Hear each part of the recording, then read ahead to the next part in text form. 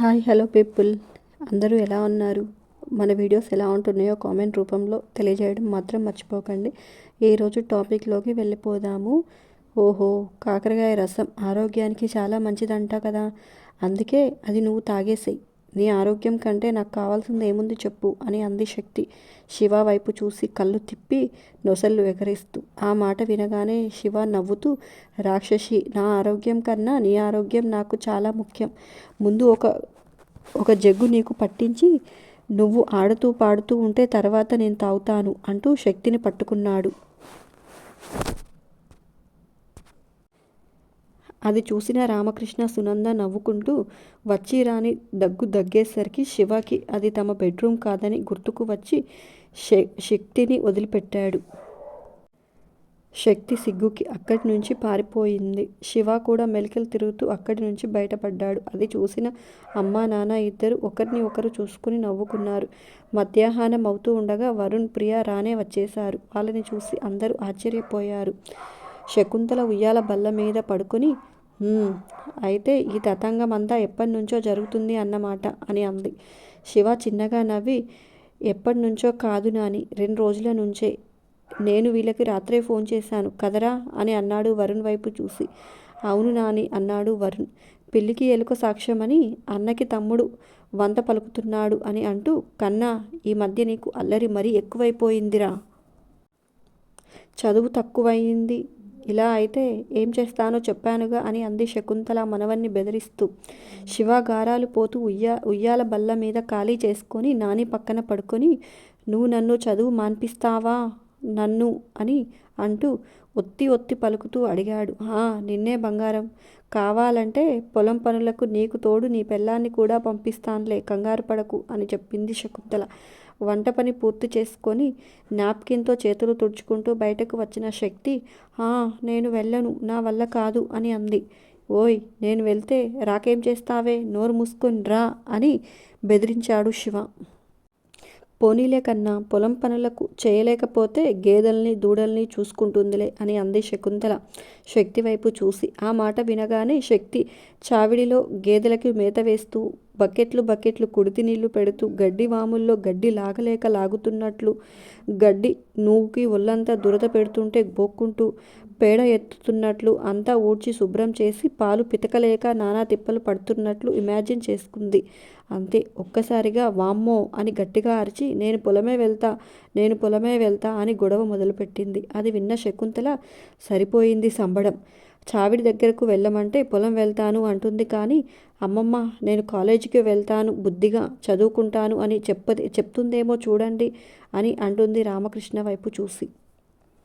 ఆ మాట వినగానే శక్తి కళ్ళు మూసుకొని నాలుక ఖర్చుకొని చేత్తో తల కొట్టుకొని, మర్చిపోయాను అమ్మమ్మ అని అంది మెలికలు తిరుగుతూ. నేను చెప్తుంది అదేనే, మీరు చదువుని మర్చిపోయి చాలా రోజులు అయ్యింది అని అంది శకుంతల ప్రియా వైపు చూసి. నీకు కూడా చదువు సంధ్య పోయినట్లు ఉంది, మీ నాన్నకి చెప్పి పెళ్లి చేసేయమంటానులే అని చెప్పింది శకుంతల. నీ మనవడికి చేసుకుంటానంటే నేను ఈ క్షణమైనా రెడీ అమ్మమ్మ అనుకుంటుంది ప్రియా మనసులో.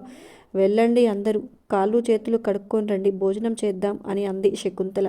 గిరిజ వాళ్ళకి కూడా వంట చేయడంతో అందరూ ఇక్కడే భోజనాలకి కూర్చున్నారు. గిరిజ భోజనం చేయకపోవడంతో, ఏమే, పొద్దున తిన్న పాయసం అరగలేదా అని అడిగింది శకుంతల. లేదత్తయ్య, మీ అబ్బాయి వచ్చిన తర్వాత తింటాను అని చెప్పింది గిరిజ. వాళ్ళు ఎక్కడి దాకా వచ్చారో ఫోన్ చేశావా అని అడిగింది శకుంతల. ఇంకో 10 నిమిషాలలో వచ్చేస్తారు అత్తయ్య అని చెప్పింది గిరిజ. వేణు కూడా రావటంతో మనవళ్ళని చూసుకొని శకుంతలకు చాలా సంతోషంగా ఉంది. ఇంతలో రేవతి వాళ్లను తీసుకురావటానికి వెళ్ళిన మురళి వాళ్ళ కారు వచ్చేయడంతో గిరిజ కూతురి కోసం ఆత్రతంగా బయటకు పరుగులు తీసింది. శక్తి, ప్రియాలు కూడా పరిగెత్తుకుంటూ బయటకు వెళ్ళారు. రాధ కార్ దిగగానే గిరిజని మాట్లాడించకుండానే శక్తి ప్రియాను తీసుకుని వెళ్ళిపోయారు. గిరిజ రేవతిని చూసి, పిల్లలు కదా వదినా, ఏదో వాళ్ళ హడావిడి వాళ్ళది అని అంది తన మొహంలో మారుతున్న రంగులను గమనించి. పెద్దదాన్ని, నేనొకదాన్ని ఉన్నానని ముందు నన్ను పలకరించాలన్న జ్ఞానం కూడా లేదు ఒక్కదానికి కూడా అంటూ మూతి 20 వంకలు తిప్పుకుంటూ లోపలికి వెళ్ళిపోయింది రేవతి. గిరిజ చేత్తో తల కొట్టుకొని, దేవుడా, ఈ పిల్లలు హుషారు ఏంటో, ఈ హుషారులో ఏమేం చేస్తున్నారో వాళ్ళకే తెలియడం లేదు. చిన్నపిల్లలు కదా, తెలియక చేశారు అని ఈవిడ సర్ది పెట్టుకోదు అని అనుకుంటూ తను కూడా లోపలికి వెళ్ళింది. మనవరాల్ని చూడగానే శకుంతల తినేది కూడా లేవబోతుంటే రాధ లేవనివ్వకుండా కూర్చోబెట్టి వాళ్లకు నమస్కారం చేయడానికి వంగబోతుంటే శకుంతల చేయి పట్టుకొని ఆపి, ఇప్పుడు ఇలా వంగడాలు అవి చేయకూడదు బంగారం అని మనవరాల్ని ముద్దు చేసింది.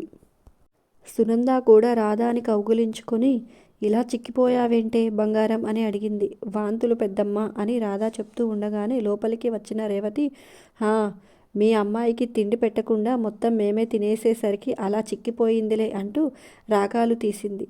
అయ్యో, నేను అలా అనలేదు వదిన, ఒంట్లో బాగోలేదేమో అని అడిగాను అని అంది సునంద కంగారుగా.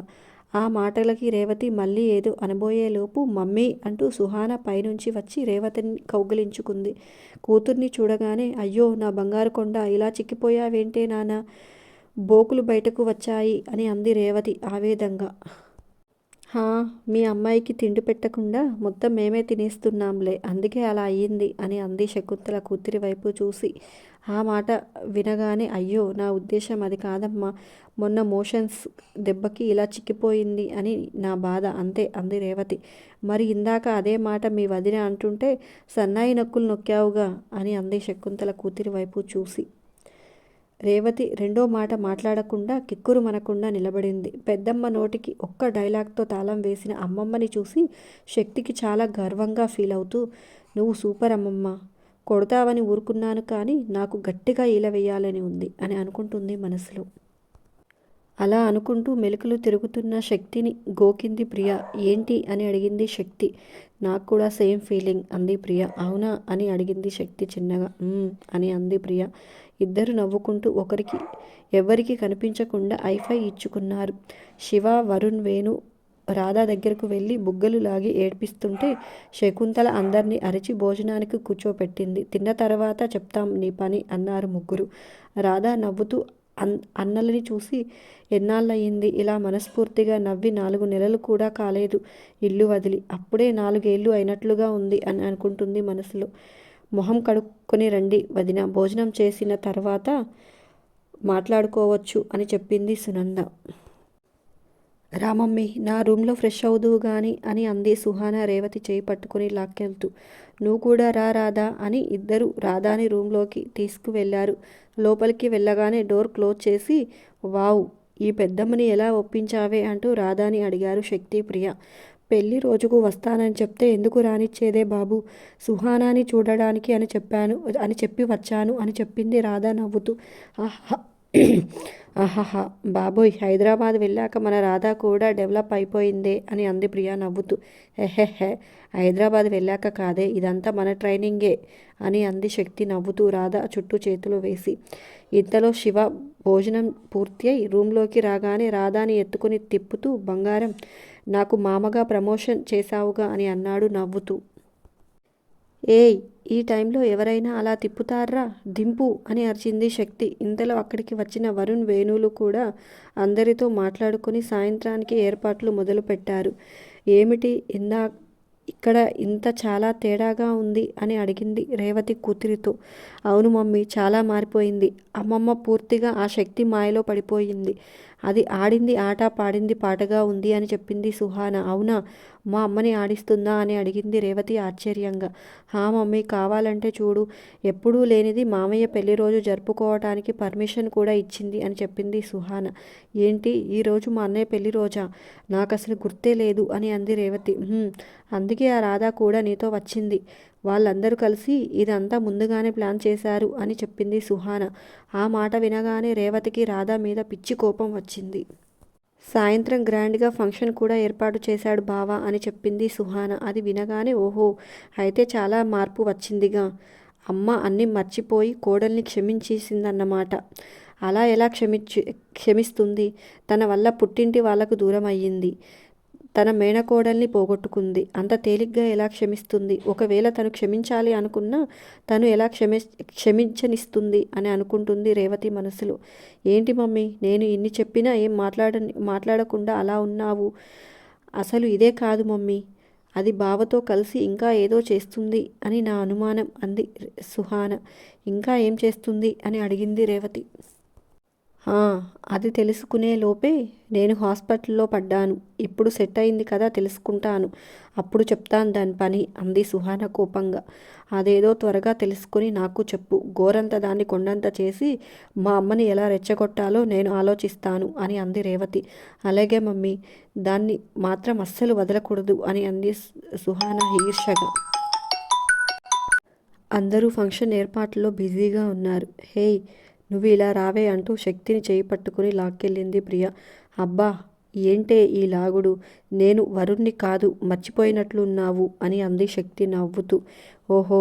అంత లేదు. నేను లాక్కెళ్ళేది నిన్నే అని నాకు తెలుసు అని అంటూ అసలు ఏం జరుగుతుందే?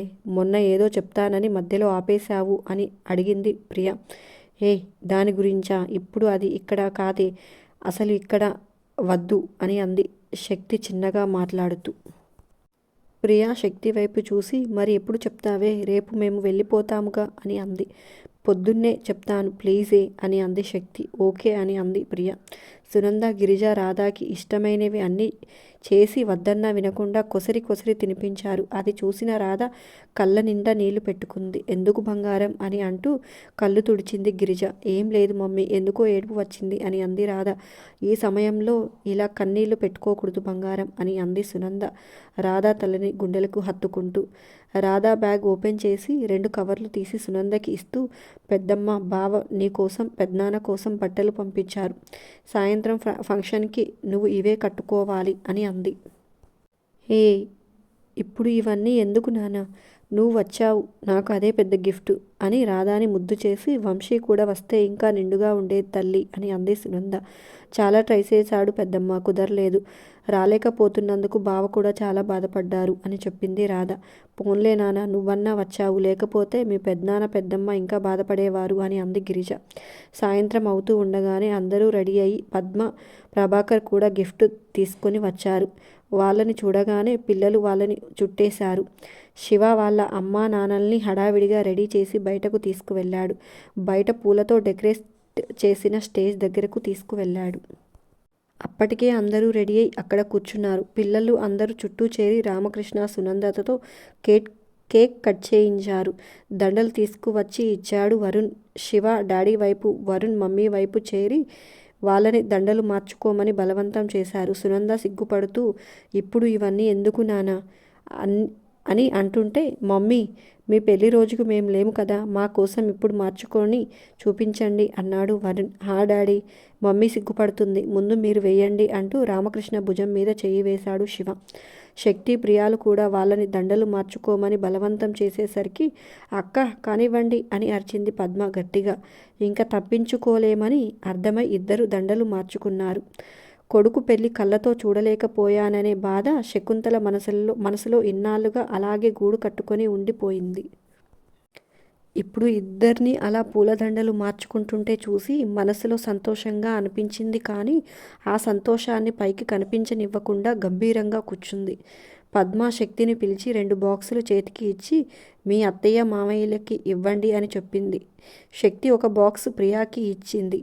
ఇద్దరు చెరొకటి ఓపెన్ చేసి అందులో ఉన్న రింగ్స్ తీసి అత్తయ్యకి మామయ్యలకి ఇచ్చారు. ఇద్దరు ఉంగరాలు మార్చుకోగానే పూల వర్షం కురిచింది. శివ ఇద్దరి మీద పూలు పడేలా సెట్ చేశాడు. ఇంతలో వేణు సిస్టంలో సాంగ్స్ పెట్టాడు. శివ, శక్తి, వరుణ్, ప్రియ డ్యాన్స్ చేస్తూ రామకృష్ణ సునందని కూడా లాగారు. పెళ్లి రోజుని ఒక పండగలాగా చేశారు. ఇదంతా చూస్తున్న రేవతికి, సుహానాకి కడుపు మండిపోతుంది. శివ ఇంటి మీద ఒక కన్ను వేసి ఉంచిన విరాట్ మనుషులు ఈ సందడిని అంతా వీడియో తీసి అతను లేకపోవటంతో అది గిరీష్కి చూయించారు. ఇందులో ఆడుతూ పాడుతూ ఉన్న శక్తిని చూడగానే గిరీష్కి తలలో నరాలు చిట్లిపోతున్నట్లుగా ఉన్నాయి. అది భరించలేక పిచ్చి పిచ్చిగా అరుస్తూ చేతికి చిక్కిన వస్తువులన్నీ పగలగొట్టడం మొదలుపెట్టాడు. అంతేనండి ఈ వీడియో. నచ్చిందా? ఎలా ఉందో ఖచ్చితంగా కామెంట్స్లో చెప్పడం మాత్రం అస్సలు మర్చిపోకండి. దాంతోపాటు చిన్న లైక్ చేయడం మాత్రం అస్సలు మర్చిపోకండి. ఉంటాను. Bye bye.